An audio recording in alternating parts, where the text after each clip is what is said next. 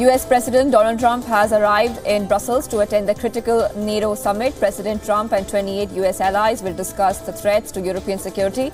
The meeting comes a month after Trump sent letters to leaders of several NATO countries, including Canada, Belgium, Germany and Norway, condemning them for not paying their fair share of defense expenditure.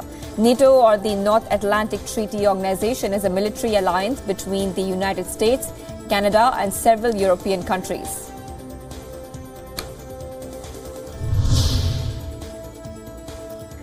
At a time where Mexico and the US are at loggerheads over US President Donald Trump's plans for a border wall, the United States and Mexican Marines are working together in a RIMPAC exercise in Southern California. RIMPAC, otherwise known as the Rim of the Pacific exercise, is a practice operation which involves 26 nations with joint operations carried out every year to assist with tactics, strategies and alliances between troops of different countries.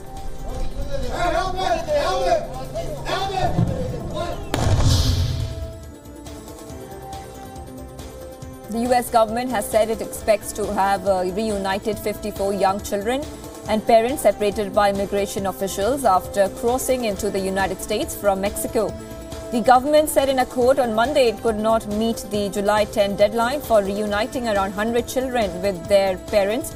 The children were taken from their parents under President Trump's zero-tolerance immigration policy.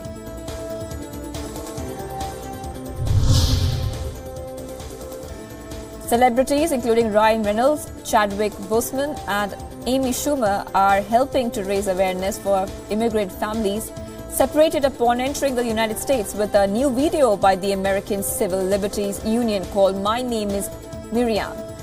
The letter is written by a woman named Miriam from Honduras who was separated from son who turned 2 on July 4th.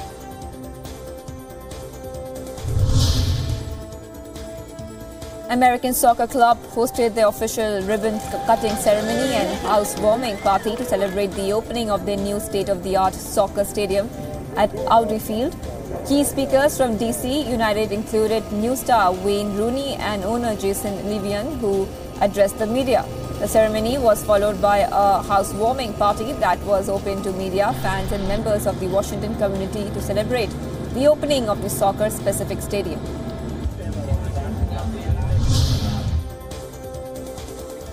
17 days after being trapped in the Tham Luang cave in northern Thailand, 12 boys and their coach were finally rescued.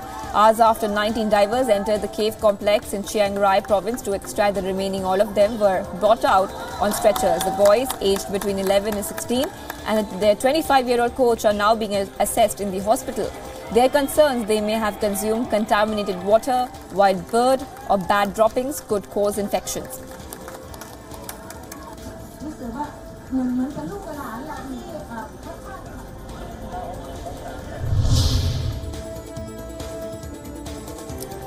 World leaders, football teams and celebrities took to Twitter to congratulate the rescue of the Thai boys in a Chiang Rai cave, while others drew illustrations to honor their story.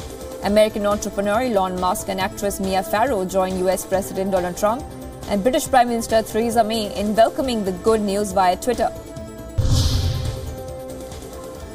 At least 13 people, including a local politician, were killed and around 50 people injured in a suicide blast in an election rally in northwestern Pakistan.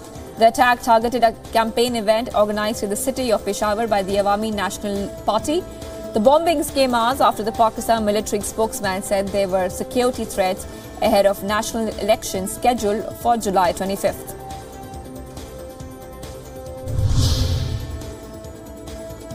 A suicide bomber blew himself up in the Afghan city of Jalalabad, killing at least 15 people, including several children. The suicide attack took place at 10 a.m. local time at a security checkpost near Jalalabad city. The attacker detonated his explosives near a petrol pump, killing 2 officials working for Afghanistan's intelligence agency.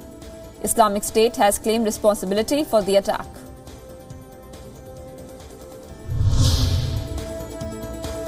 U.S. Secretary of State Mike Pompeo made a surprise visit to Afghanistan after arriving from his previous stop in Vietnam.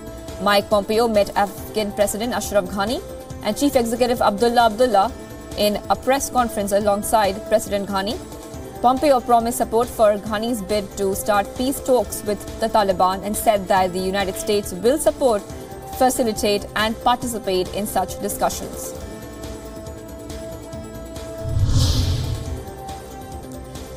Britain's Prime Minister Theresa May has reshuffled her cabinet after a series of high-profile resignations over her Brexit plans. Theresa May said the European Union needed to engage constructively with her new Brexit proposal or risk seeking the UK crash out of the bloc without a deal. Brexit Secretary David Davis and the Foreign Secretary Boris Johnson have quit, stating that May's plans for future relations with the European Union did not live up to their idea of Brexit. Britain's Prime Minister Theresa May, German Chancellor Angela Merkel and Polish Prime Minister Mateusz Morawiecki held a news conference at the Western Balkans Summit. German Chancellor said that Germany and other members of state want to maintain a close relationship with Great Britain after they leave the EU and keep a spirit of friendship during talks. Polish Prime Minister also said that Poland opts for a friendly relationship with Britain after Brexit.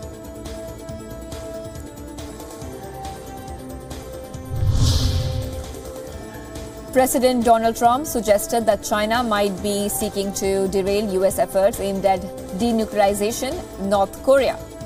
But President Trump also said that he was confident that Kim Jong-un would uphold the pact between United States and North Korea.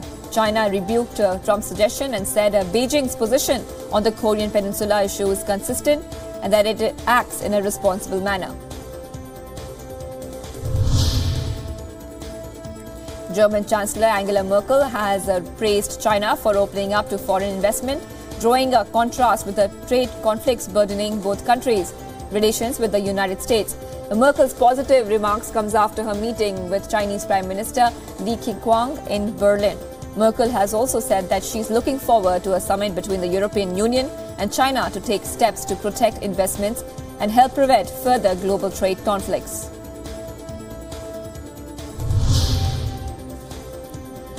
Turkish President Recep Tayyip Erdogan has named the members of his new cabinet after he was sworn in on Monday under a new governing system that grants him sweeping executive powers and which critics think gives him far too much control. President Erdogan has appointed his son-in-law Berit Albayrak as Turkey's finance minister. The executive system of government scraps Turkey's parliamentary governance structure and boosts the powers of the formally ceremonial presidency.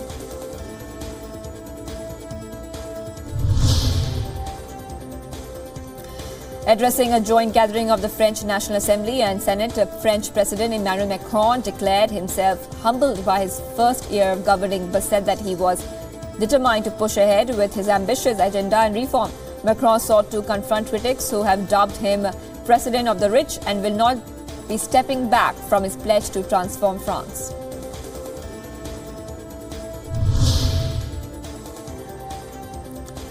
Israeli police questioned Prime Minister Benjamin Netanyahu over alleged dealings with the country's largest telecommunication company. Two Netanyahu confidants have been arrested on suspicion of promoting regulation worth hundreds of millions of dollars to the Bezik telecom company. Netanyahu has repeatedly denied any wrongdoing, dismissing the accusations as a media witch hunt.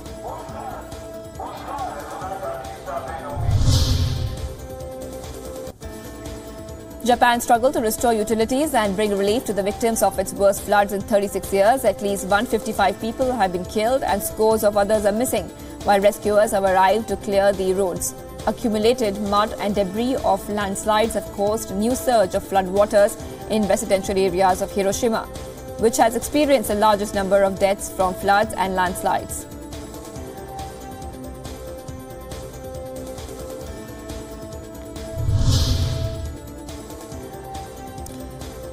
Weather agency authorities issued the highest alert for incoming typhoon Maria in China, warning that the wind force of the typhoon will reach as high as 16 on the Beaufort scale.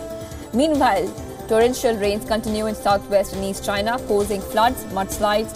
Although no casualties have been reported until now, local authorities have activated emergency response plans in the event of an evacuation in areas adjoining swollen rivers.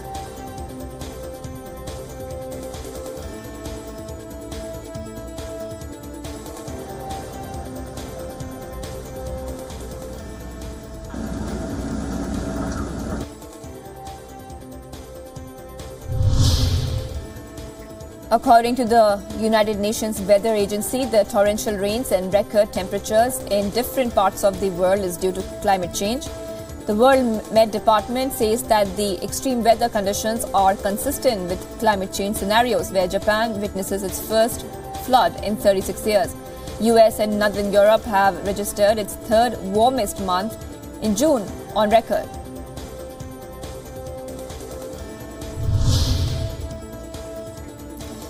Two police officers pulled an unconscious toddler from a backyard swimming pool in New Jersey's largest city and revived the child. New York officers Malikul Aziz and Shaquille Johnson responded to the 3rd Avenue East home and pulled the 2-year-old girl from the pool. They gave the girl first aid and cleared her airway before she was brought to a hospital, where she was treated and released.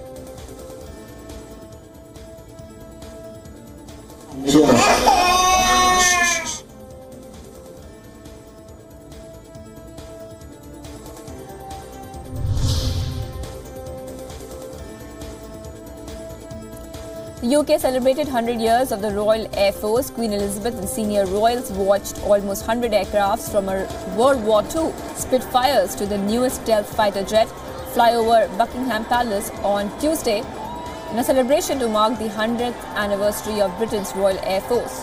Thousands of people lined the palace approach in central London to watch a ceremony.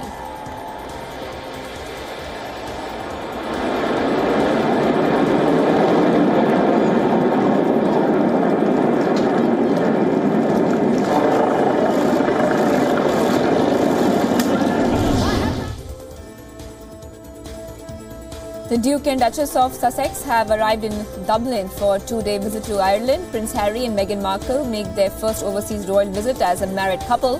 The 2-day program includes official meetings with President Michael D. Higgins and Leo Varadkar.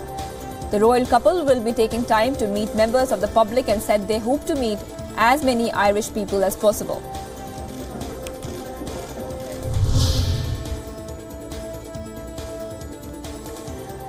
A giant inflatable Donald Duck appeared in a lake in Shanghai's Disney town, attracting a large number of visitors. The Gargantuan cartoon inflatable measured an astounding 11 meters tall, making it to the tallest Donald Duck model in the world. The shares of Nissan Auto has crashed by 5% after it admitted that the company had improperly measured exhaust emissions and fuel economy for 19 vehicle models sold in Japan. The issue was discovered during voluntary compliance checks it launched following last year's vehicle inspection scandal. The incident is the latest in a growing list of data tampering in Japan, which has tarnished the image of the country's manufacturing industry, known for high quality, efficient production.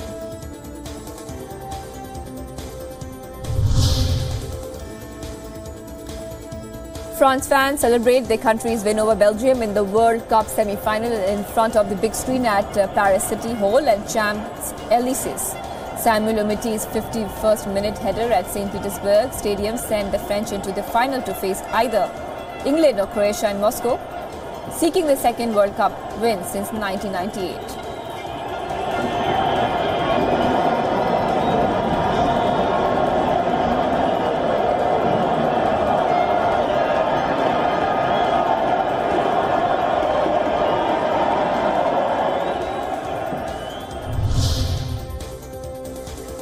Activists from several countries strolled around Red Square and elsewhere in Moscow during the World Cup wearing their national team's soccer jerseys to form a rainbow flag in an effort to champion gay rights. The activists from Spain, Holland, Brazil, Mexico, Argentina and Colombia, whose soccer jerseys make the colors of the rainbow, said they had released images of their performance only after they had left Russia to ensure their safety.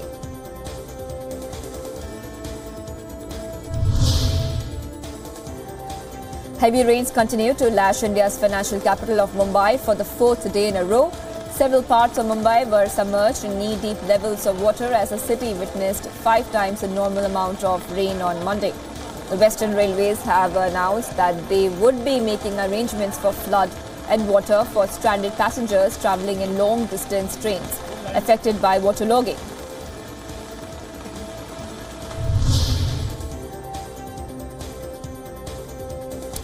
South Korean President Moon Jae-in is on a two-day visit to India to inaugurate Samsung's facility on Uttar Pradesh and to hold talks on various issues. India and South Korea signed key joint pacts on various fields, including trade, railroad, science and technology. PM Modi credited South Korean President Moon Jae-in for accelerating the peace process in the Korean Peninsula.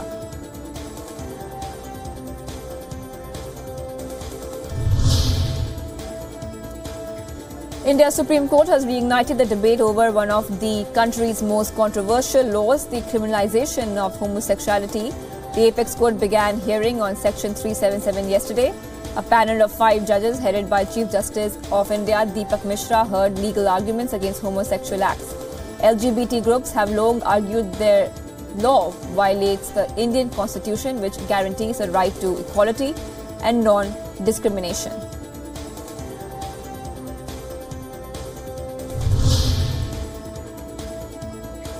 A 2-year-old girl from the North Indian city Panchkula has left everyone stunned with her eidetic memory and establishing a record by reciting all the capitals of Indian states in just 1 minute. Amiyara Gulati was awarded with a certificate and a medal by Ahmedabad-based organization and World Records India for being the youngest to recite Indian states in 1 minute.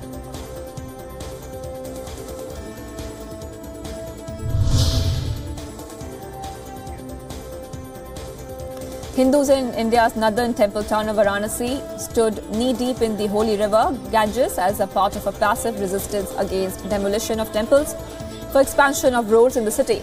The road expansion is a part of Kashi Vishwanath corridor project in Varanasi. The protesters demand the immediate re-establishing of the temples that were demolished as part of their drive and said that they don't want the kind of development which would demolish their temples.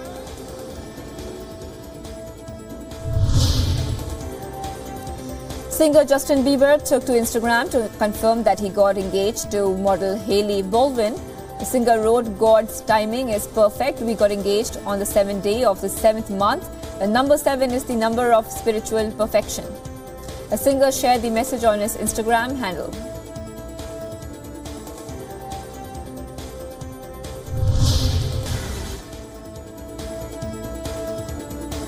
American actor Will Smith's son, Jaden Smith, has launched his latest album, Sire, the electric album, only on Instagram.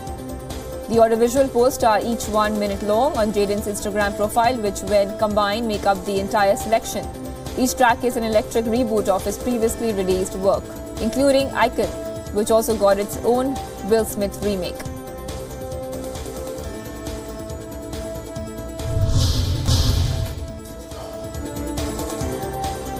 France became the first team to reach the final after they edged Belgium 1-0 in St. Petersburg. Samuel Umtiti scored the only goal of the match as the 1998 champions reached their 3rd World Cup final in 20 years.